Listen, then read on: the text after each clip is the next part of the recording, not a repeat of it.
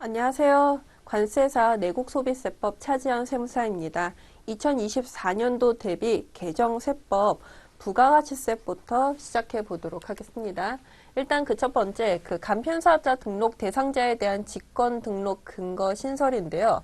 이와 같이 간편사업자 등록 대상자가 있기는 하죠. 외국에서 어떤 프로그램을 혹은 앱을 만들어가지고 국내에 이렇게 제공을 하는 그런 대상자들이 간편사업자 대상자라고 할 수 있는데, 보통은 뭐 사업자 등록을 하지 않았을 시에는 세무서장이 직권으로 등록할 수 있는 거잖아요. 이분들이라 할지라도.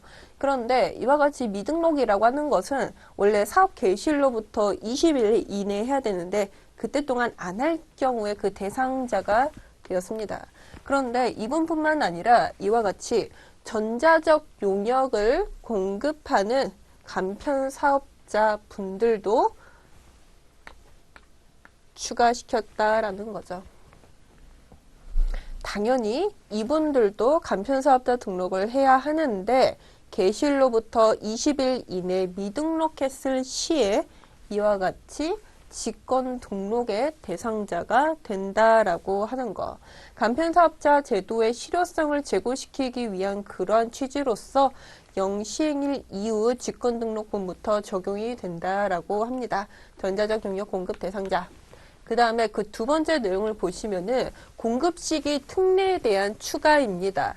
여러분들 공급시기라고 하는 거, 결국은 이 공급시기라고 하는 것이 세금계산서와 결부가 되는 거거든요.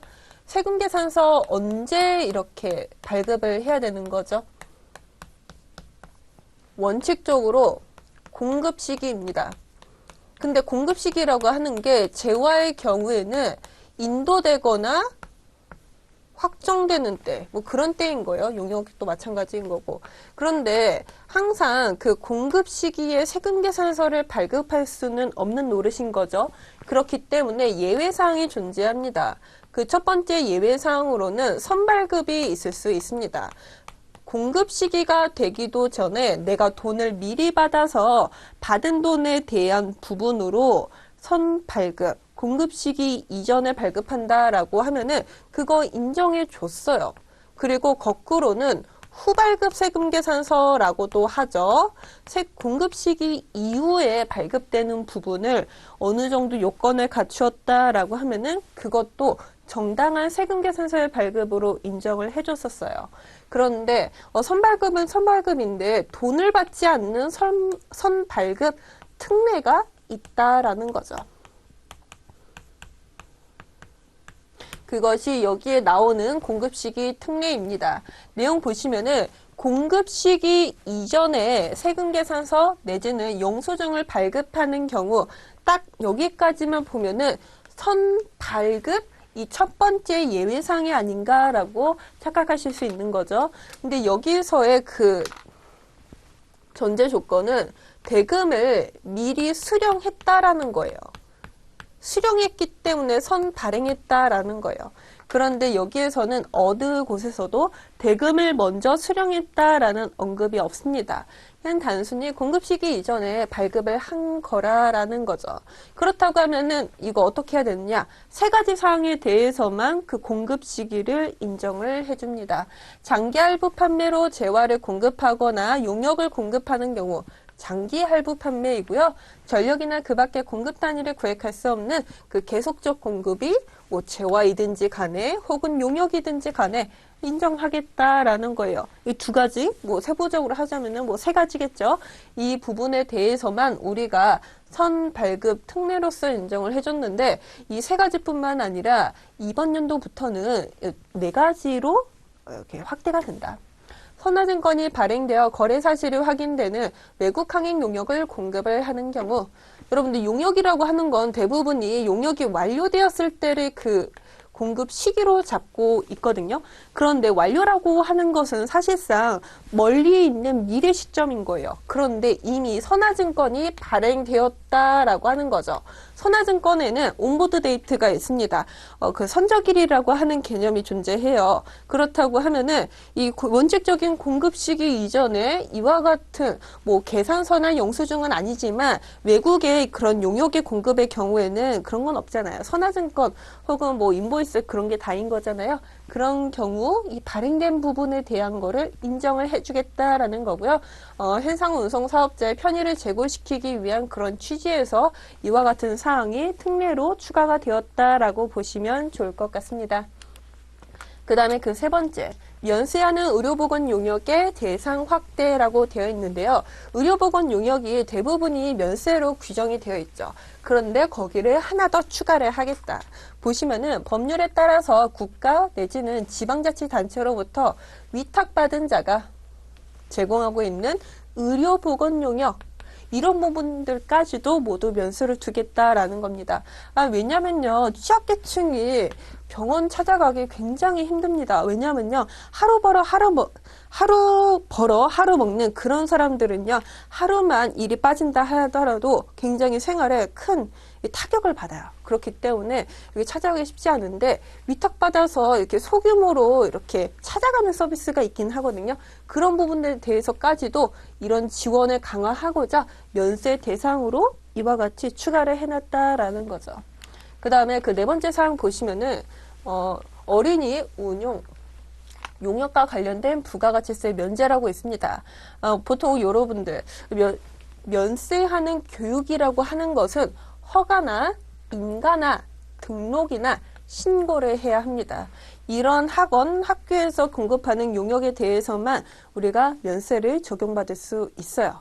하지만 요즘 뭐 저출산이다 말이 많잖아요. 그렇기 때문에 저출산과 관련된 그런 내용들로 이와 같이 어린이집과 관련된 용역에 대해서까지도 이와 같이 부가가치세 면제를 시켜주고 있다라고 하는 거. 출산, 보육과 관련된 부담을 경감시키고자 이런 것도 포함이 되었다라고 보시면 좋을 것 같습니다. 그 다음에 그 다섯 번째. 일단은 토지의 그 주택 임대료 면세와 관련된 내용인데요. 보통은 주택이 면세가 되고 주택에 붙은 그 토지도 같이 면세가 되는 거잖아요. 그런데 주택과 부수되는 토지로서 다음의 면적 중 넘을 면적을 초과하지 아니하는 토지의 임대, 이 둘 중에 하나거든요. 토지의 연면적이거나 혹은 건물에 정착된 면적의 5배 혹은 도시지역 외 지역의 경우에는 다 10배까지 이렇게 적용이 가능한데 이게 토지 임대를 어디까지 해줄 수 있느냐 그거 말하고 있는 거예요. 일단은 2개로 따져봤다가 이것까지도 한번 3개 중에서 따져보자. 3개 중에서 따져보자. 원래는 2개 중에 하나로 이와 같이 토지의 임대를 결정했다라고 하면은 이제부터는 요걸로 3가지로 한번 우리가 부가가치세 면세 대상 면적을 결정해 보자라는 거죠. 구체적인 내용 보도록 하겠습니다. 주택법의 토지 임대부 분양주택에 분양받은 자에게 제공받은 토지 임대. 분양받은 자에게 제공받은 토지 임대. 이것도 마찬가지로 우리가 이와 같이 기준금액으로 활용을 하겠다라는 내용입니다. 취지는 무엇인가요? 주거 안정 지원. 왜냐면요, 지금 우리가 이게 하고 있는 게 면제받는 토지 임대를 줄이겠다는 내용이 아닙니다. 넓히겠다는 내용이거든요. 어느 정도 면제를 적용받을 수 있는 그러한 면적들을 다 높이겠다는 거예요. 근데 이것만으로는 다소 부족하니까 새로운 기준을 만들어낸 거라고 볼 수 있다라는 거죠. 그리고 이거는 2024년도 7월 1일 이후 공급하는 분부터 적용이 된다라고 하는 거, 바로 적용이 되지는 않다라고 하는 거. 그 다음에 그 6번째 내용 보도록 하겠습니다. 인적용역의 부가가치세 면세용역의 그 명확화라고 되어 있는데 저희가 지금까지 인적용역으로서 면제를 받기 위해서는요. 물적시설이 없어야 됐습니다. 물적시설 없어야 되고요. 근로자를 고용하지 않는 이 2가지 요건을 충족을 했어야 됐어요. 우리 이걸 독립성이라고도 표현을 하죠. 그런데 근로자를 고용하지 않을 것이라는 표현이 다소 그 표현이 부족하다라는 거죠. 그래가지고 이렇게 길게 좀 수정을 해봤습니다. 근로자와 유사하게 노무를 제공하는 자를 사용하지 아니할 것. 근로자뿐만 아니라 프리랜서, 이론 근로자 등 내 밑에서 일하는 분이라고 하면은 죄다 안 된다라는 거예요. 지금까지는 근로자에 대한 표현이었다라고 하면은 유사하게 노무를 제공하는 자를 모두 포함하는 개념이라고 할 수 있겠습니다. 이거는 인적 용역의 그 면세 요건을 합리화시키기 위해 가지고 근로자라는 개념을 근로자뿐만 아니라 노무를 제공하는 자로 그 범위를 넓혀놓은 거예요.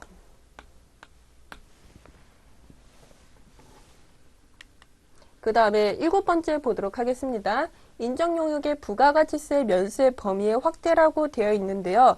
인적용역 부가가치세 대표적인 면세 대상이라고 할 수 있는데 뭐 국선 변호인이 변호를 한다거나 혹은 학술연구 용역 혹은 기술연구 용역을 제공을 한다거나 다양한 인적 용역의 면세가 적용이 되었습니다. 근데 기존과 거기에 추가해가지고 이런 것도 반영을 하겠다라는 거죠.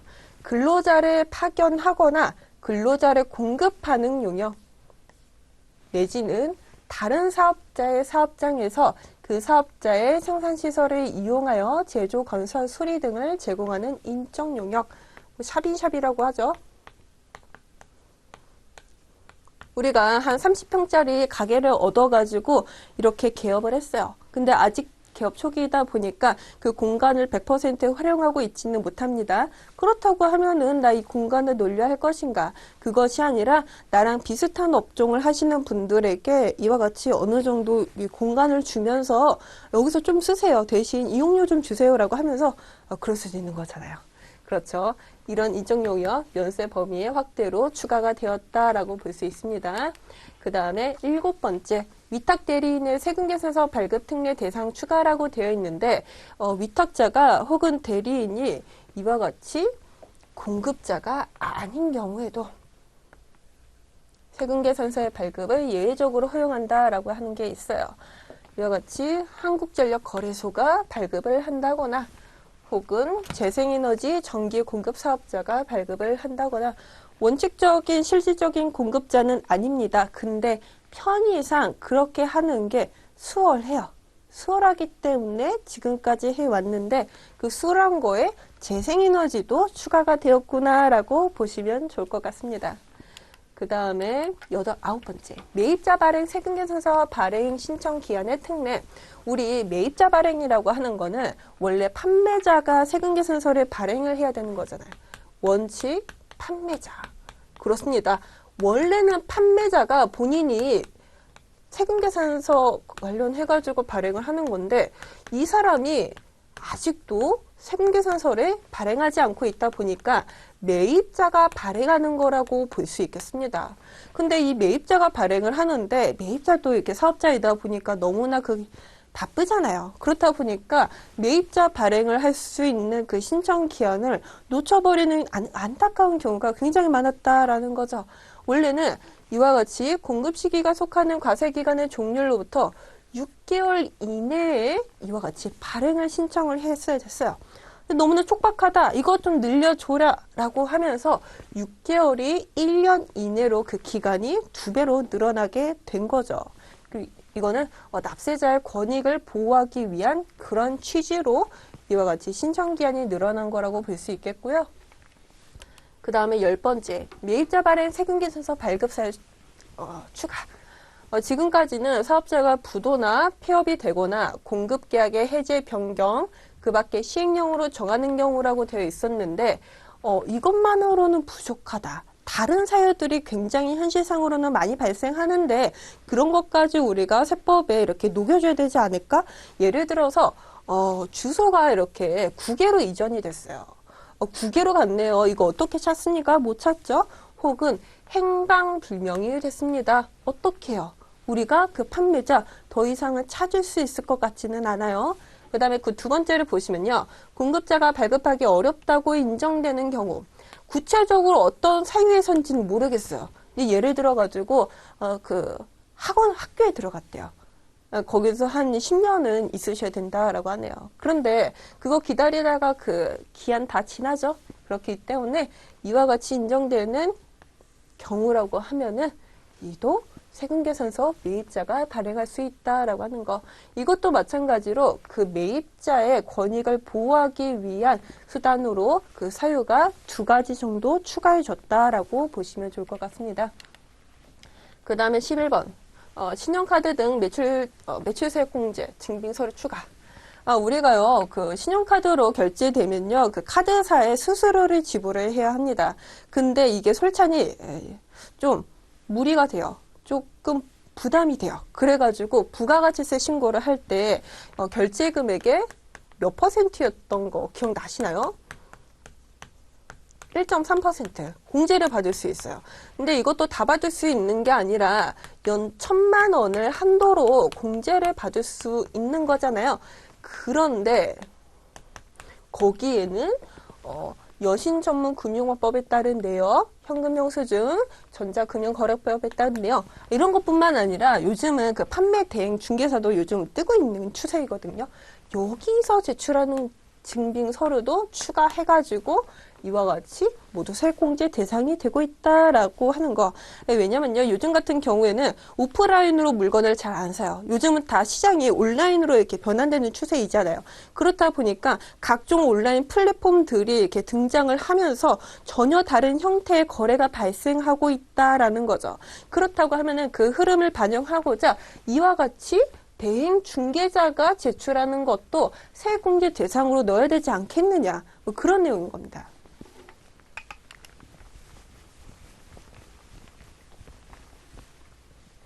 그 다음에 12번째 전자세금계산서 발급세액공제 대상 확대라고 되어 있습니다. 우리가 세금계산서를 수기로도 발급할 수 있지만은 법인사업자 직전연도 금액이 뭐 3억 원 이상인 개인사업자의 경우에는 이와 같이 전자로 발급을 해야 합니다. 근데 전자로 발급하는 게 다소 어려우신 분들도 계세요. 수고스럽게 전자로 발급한다라는 거죠. 그렇다고 하면은 법인은 안 돼요. 법인은 안 되고 개인 사업자 중에서도 직전 연도를 기준으로 총 수익 금액이 3억 원 미만인 개인 사업자의 경우에는 발급 건수당 200원씩 공제를 받을 수 있습니다. 근데 200원 뭐 이렇게 몇천 건 끊었다고 해가지고 다 되지는 않죠. 연 100만 원을 한도로 이와 같이 공제를 해줄 수 있는데 이게 그래요. 직전 연도의 총 수익 금액이 3억 원 미만이어야 되잖아요. 그런데 신규 사업자의 경우에는 직전 연도의 총 수익 금액이 0원인 거잖아요. 그렇다고 하면은 신규 사업자도 이 대상에 들어갈 수 있을 것인가 굉장히 불명확했어요. 애매모호했다라는 거죠. 그렇기 때문에 이와 같이 신규로 사업을 시작한 개인 사업자도 이러한 공제를 받을 수 있도록 그 세액공제 대상을 좀 확대했다라고도 볼 수 있다라는 거죠. 신규 사업자도 가능하다. 그 다음에 수입 부가가치세 납부유예 적용 요건 완화라고 되어 있습니다. 일단은 그 수입 부가가치세 납부유예 이게 어떤 개념인지부터 일단은 한번 복습을 해보도록 해요. 복습입니다. 예습 아니에요. 우리가 원재료를 구입해와요. 근데 원재료가 외국에 밖에는 팔지 않아가지고 수입해와요. 근데 수입해오면은 뭐 내야 되는 거죠? 부가가치세 내야 되고요. 그 다음에 뭐 관세라고 하는 것도 같이 이렇게 납부를 해야 돼요. 근데 사실은 원재를 수입해가지고 우리나라에서 생산해서 우리나라에서 유통을 하는 것이 아니라 이 제품을 수출을 할 거예요. 그렇다고 하면은 우리 수출하면은 그 수출 단계에서 발생한 모든 매입세액에 대해서 그 매입세 공제를 받을 수 있잖아요. 그런데 여기에서 부가가치세를 수입하고 수출하는 과정에서 환급을 받는다라고 하는 건 너무나 조금 비효율적이다라는 거죠. 여기서 부가세 납부하고 여기서 환급 받고 조금 불편하다. 그렇다고 하면은 어떻게 해야 할 것인가? 여기서 면제를 때려버리자라는 거죠. 면제해 주고요. 여기서도 환급을 받지 않습니다. A시당초에 납부한 세액이 없기 때문에 환급받을 금액도 없다라는 거예요. 그런데 이와 같이 수입하는 제 원재료에 대한 부가가치세를 납부위에 어떻게 보면 면제인 거죠. 이것을 적용받기 위해서는 일정한 요건이 필요하다라는 거예요. 한번 보시면은 1번, 2번, 3번, 4번, 5번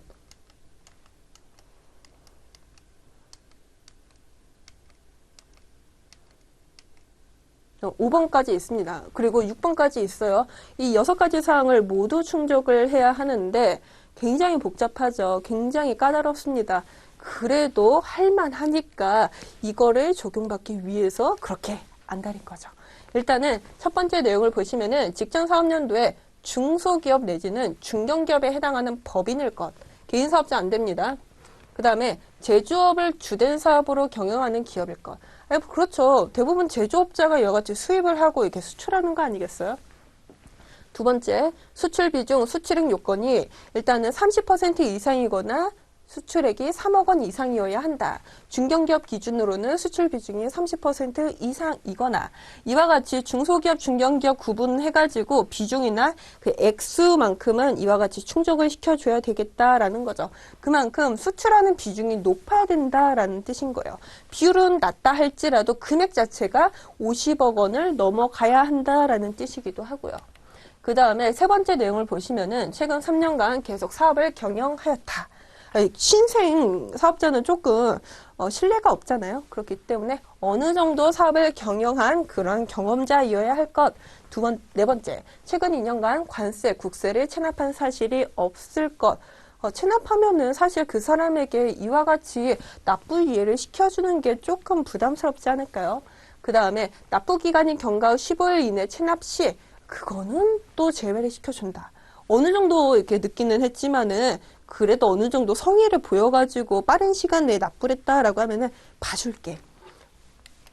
그 다음에 다섯 번째, 최근 2년간 납부일가 취소된 사실이 없을 것.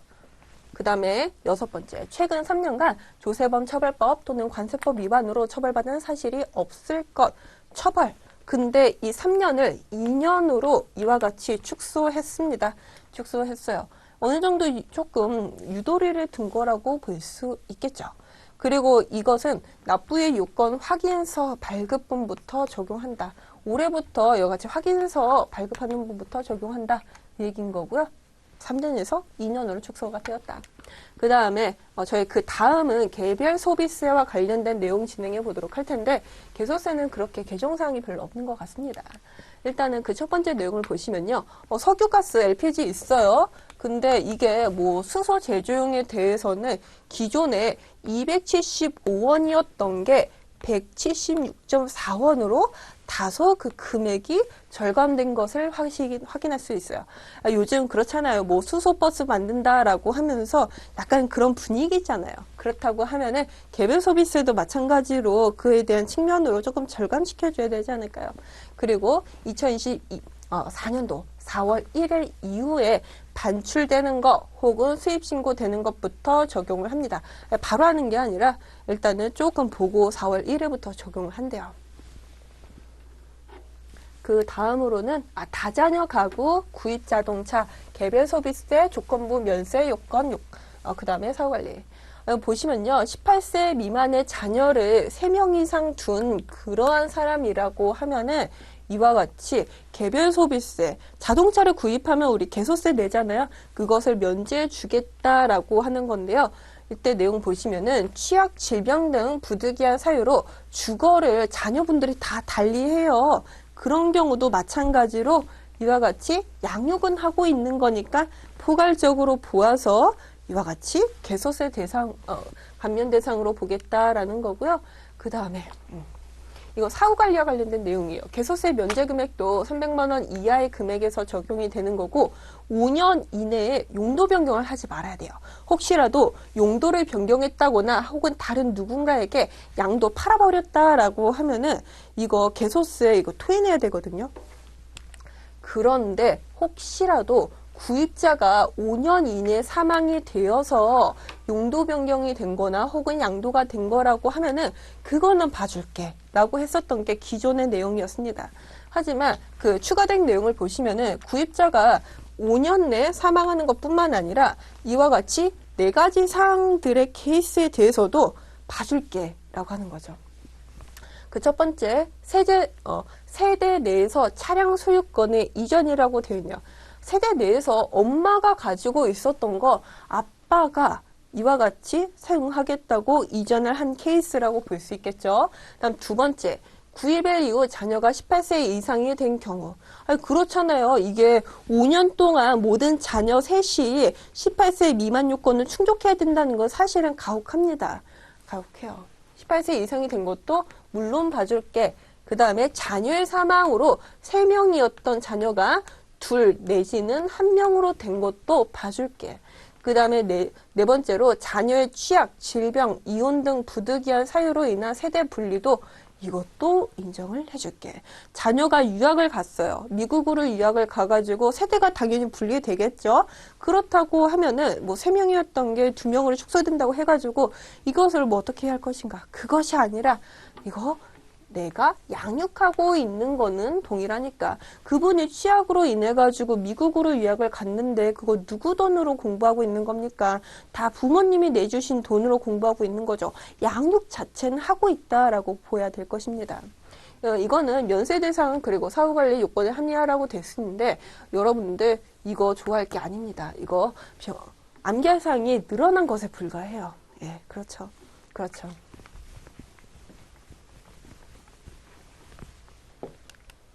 그 다음에 그 주세와 관련된 내용입니다. 이거 패스하고요. 첫 번째, 맥주, 탁주, 종량제, 물가 연동제 폐지에 따른 조문 정비. 이거 맥주, 탁주, 이거 주세 적용하는 거 이거 없어졌습니다. 원래 이거 없어졌던 내용이거든요. 근데 아직 그 새끼의 조문에서는 아직 남아 있었어요. 이게 조문이 여러 가지가 있어요. 여기 있고 여기 있고요. 그런데 원래 이게 본 조문에선 삭제가 됐습니다. 근데 그 새끼에서는 아직 삭제가 되지 않았던 거를 이제서야 삭제한다라고 보시면 좋을 것 같아요. 그 다음에 두 번째, 맥주 제조 시 원료의 범위 확대. 우리가 뭐 맥주라든지 홉 혹은 재료, 당분, 캐러멜, 첨가제 등을 이와 같이 맥주의 제조 원료라고 이렇게 구분을 했는데 거기에 조금 더 추가를 하겠다. 어떤 게 있느냐? 빵이라든지 다랑어포, 굴 같은 것도 물론 제조 시 원료로 인정을 해주겠다라는 거죠. 왜냐면은 요즘 같은 경우에는 굉장히 굉장히 개성시대라고 볼 수 있는 거잖아요. 그렇다 보니까 본인이 원하는 그 맥주에 대한 기호도 굉장히 다양해지고 있어요. 그렇다 보니까 다양한 주류를 만들 수밖에 없는 거죠. 그 과정에서 여러 가지 재료가 이와 같이 추가로 적용이 된다라고 하면은 그것도 물론 현실을 반영하기 위한 세법으로서 인정을 해줘야 된다라는 거죠.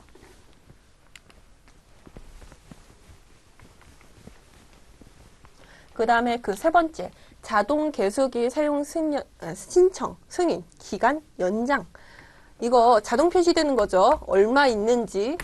근데 이거 신청을 해야 되기는 하는데 사용 예정일로부터 7일 전까지 했는데 10일 전으로 늘어났고요. 이와 같이 신청을 받은 지방우색 청장이 승인을 해야 되는데 이것도 5일 이내에 승인 여부를 통지하는 것이 아니라 약간 길어진 7일 이내로 숨 좀 돌리자. 7일이 아니라 10일, 5일이 아니라 7일 이내로 이와 같이 조금 여유를 뒀다라고 볼 수 있겠습니다. 그 다음에 그 네 번째, 주류 거래 시 금지되는 행위의 범위 명확하라고 되어 있는데요. 어떤 걸 해야 되지 않냐. 보시면은 이와 같이 주류를 제조하거나 혹은 판매하는 면허를 받은 자뿐만 아니라 그에 대한 의제로 볼 수 있는 판매로 한다. 판매 면허자라고 볼 수 있을 만한 그런 의제자도 마찬가지로 그 대상자로 보겠다라는 거죠. 실질을 적용하겠다라는 겁니다. 그 다음에 금지 행위의 내용을 보시면은 장려금, 할인, 수수료 경감 등을 통해 금품, 주류를 제공하거나 제공받는 행위라고 돼 있는데 이게 그래요. 요즘 프랜차이즈 술집들 굉장히 많이 이렇게 나타나고 있잖아요. 그런데 프랜차이즈 술집 같은 경우에는 고정된 그 주류 판매자가 이렇게 있습니다. 프랜차이즈들은 그래요. 그래가지고 이와 같이 주류를 영업하시는 분들은 프랜차이즈는 못 건드리고 개인 약간 소규모의 그런 주류업을 이렇게 많이들 이렇게 영업을 하시는데 그 과정에서 뭐 장려금이라든지 할인이라든지 수수료 등 각종 영업 수단이 들어간다라는 거죠. 근데 그거 인정할 수 없는 거잖아요. 그런데 이에 대한 범위를 굉장히 명확히 했습니다. 금품 주류를 제공하거나 제공받음으로써 불공정 거래 행위를 하게 하는 그 유도하는 행위 또한 마찬가지로 여기서 나오는 금지 행위라고 보겠다라는 거죠.